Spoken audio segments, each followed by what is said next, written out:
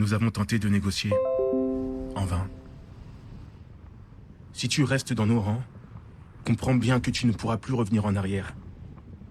Pas après les événements qui viennent de se produire. En accord avec la volonté des commissaires, M. Saint-Léger, M. Mirbeck, M. Roum, venus de France et qui représentent le parti révolutionnaire, nous sommes allés, aujourd'hui, à la rencontre des planteurs qui se sont constitués en assemblée coloniale. M. Jean-François, ici présent, M. Biassou, ici présent, et moi-même, Toussaint de Bréda, avons fait part de nos revendications pour établir la paix, ici, sur notre île de Saint-Domingue.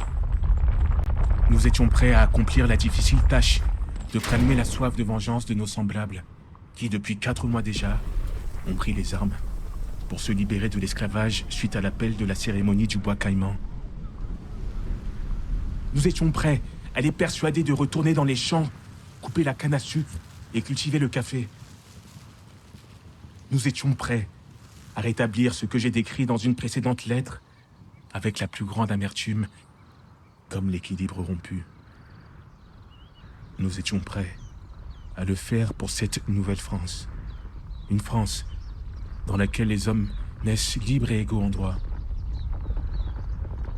Mais pour les colons, nous sommes moins que des chiens.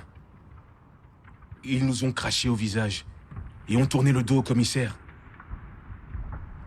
Il est évident qu'ils auraient souhaité que la voix de la révolution, portée par le vent de la liberté, ne parvienne jamais jusqu'à nos rives.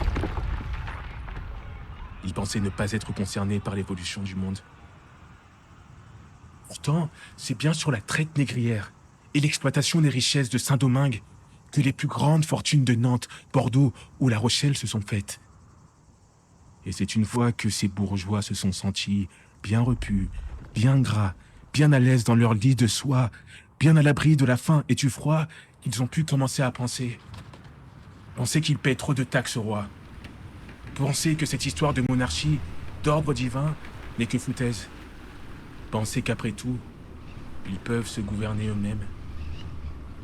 C'est nous qui l'avons rendu possible, cette révolution. Sans même s'en rendre compte, les colons et les esclaves ont dressé les rouages de la machine révolutionnaire. Sans esclaves, pas de production de marchandises. Sans marchandises à vendre, pas d'argent à gagner. Sans argent, pas d'armée, pas de pouvoir.